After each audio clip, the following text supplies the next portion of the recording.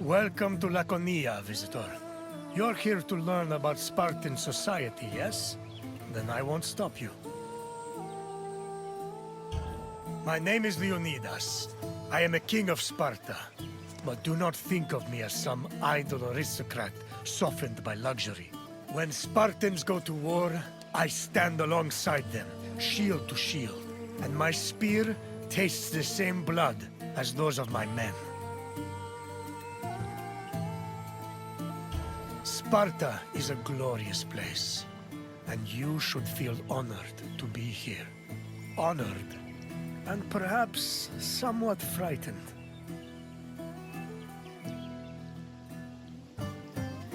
Sparta had a unique hierarchy, especially compared to the rest of Greece. Everyone had their place, and you will soon learn what those places were. I will find you again once your visit has ended. Until then, visitor.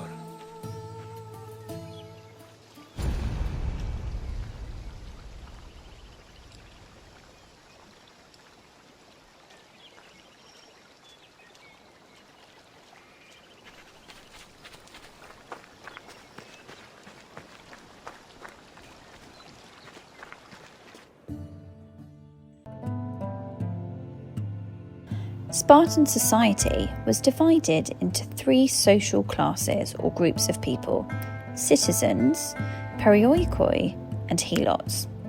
The Spartan citizens were free men and women with mostly equal rights and wealth. The perioikoi lived under Spartan control. They farmed land and were merchants and craftsmen, making items and selling them. They were also part of the army. Helots were Sparta's lowest class. These were people who had lost their freedom to the Spartans, and they served the city as slaves. Helots were considered property instead of people, and as a result, they had no rights.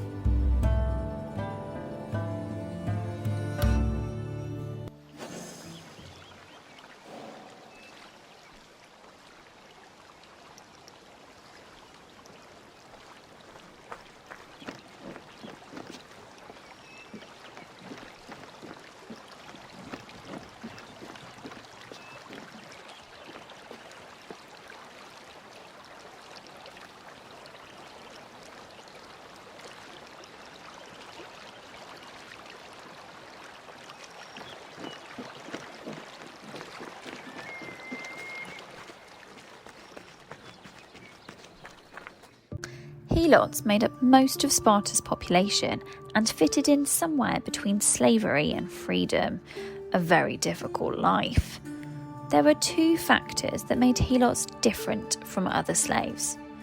Firstly, Helots could form their own families. Secondly, they were publicly owned by the city of Sparta instead of being owned by private citizens, and because of this, Helots could not be sold. Helots mostly worked to cultivate the land. They were able to keep some of the produce they farmed for themselves, and this allowed some Helots to buy their own freedom. Helots also fought in wars alongside the Spartans, and if they served well, they could be granted civil rights.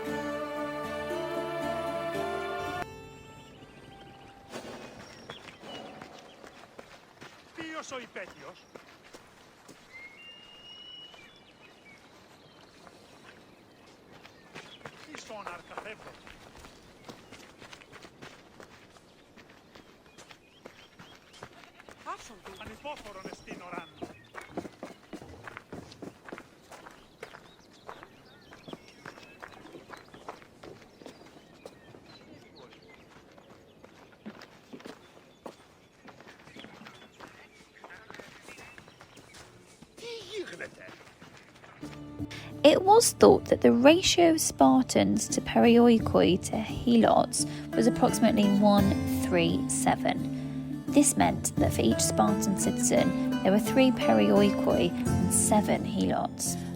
Some ancient writers from this time said that helots and Spartans were at odds with each other, meaning that while helots aided Sparta in battles, they also frequently carried out attacks against Sparta's citizens. Helots were almost always prepared to take advantage of any misfortune that might befall their masters. At the same time, Spartans often treated helots with great cruelty. It is said that the Spartans secretly slaughtered 2,000 helots, all of whom disappeared without a trace. However, Laconia helots did not cause much trouble.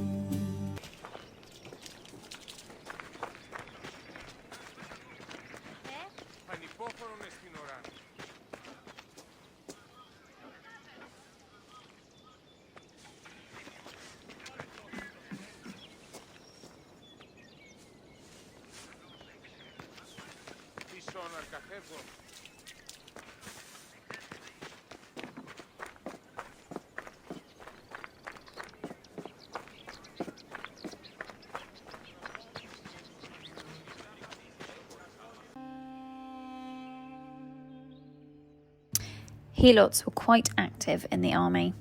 They served as armed soldiers on land and as rowers during naval battles. This gave Sparta an important numerical advantage. For every Spartan on the battlefield, there were at least 7 helots. Although many ancient sources say Spartan had a hostile relationship with helots, they were much likely to treat them better in times of war, often promising the helots their freedom if they served them well in combat.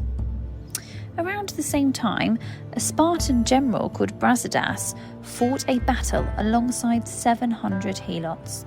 Impressed by their courage and loyalty, Brasidas later freed them all and allowed them to join the Perioikoi.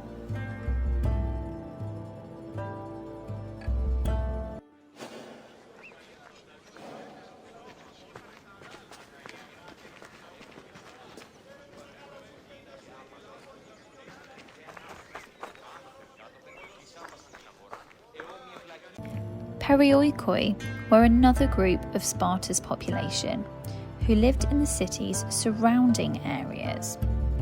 The Perioikoi were never hostile against the Spartans, and Perioic cities were allowed to develop their own local laws and economies, which means the production and consumption, so the use or eating of goods and services, as well as the supply of money, but they were always bound to Sparta.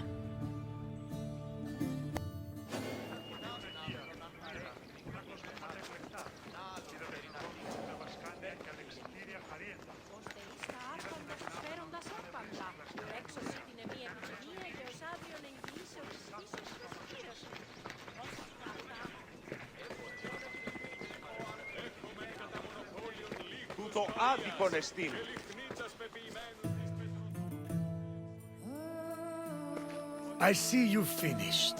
I hope you have a better appreciation for Spartan society. Nothing we do is without a reason, and every man, woman, and child has a role to play. What would you like to do? Then you may leave. Farewell, visitor.